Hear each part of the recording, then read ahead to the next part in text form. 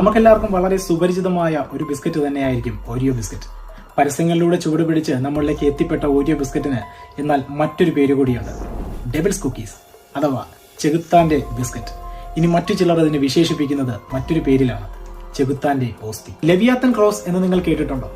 ഈ ബിസ്ക്കറ്റിന് പുറമേ നൽകിയിരിക്കുന്ന ആ ക്രോസോട് കൂടിയ റൗണ്ട്സ് നിങ്ങൾ നോക്കിക്കഴിഞ്ഞാൽ നിങ്ങൾക്ക് മനസ്സിലാകും ഇതിനെക്കുറിച്ച് പറയുന്നത് ലെവിയാത്തൻ ക്രോസ് എന്ന് ആണ് ഇതെന്നുള്ളതാണ്. അതായത് സാത്താൻ വർഷിപ്പില് ഏറ്റവും മുന്നിൽ നിൽക്കുന്ന ഒരു ക്രോസ് എന്ന പ്രചാരത്തിലുള്ള ഒരു കുരിശടയാളമാണ് സാത്താനി ക്രോസ് ആയിട്ട് കണക്കാക്കപ്പെടുന്ന ഒരു ക്രോസ് ആണ് ലെവിയാത്തൻ ക്രോസ് എന്ന് പറയുന്നത്. നിങ്ങൾ ആ ത്രികോണങ്ങൾ എണ്ണം എടുത്തു കഴിഞ്ഞാൽ നിങ്ങൾക്ക് മനസ്സിലാകും ഏകദേശം 56ഓളം ത്രികോണങ്ങൾ തന്നെ ഇതിൽ ഉപയോഗിച്ചിട്ടുണ്ട്. അതുകൂടാതെ ഓരിയോ എന്ന് പറയുന്ന ലെറ്ററിന് അപ്പുറവും ഇപ്പുറവുമായിട്ട് 2 ത്രികോണങ്ങൾ മാത്രം നിർമ്മിച്ചിരിക്കുന്നത് നമുക്ക് കാണാൻ സാധിക്കും.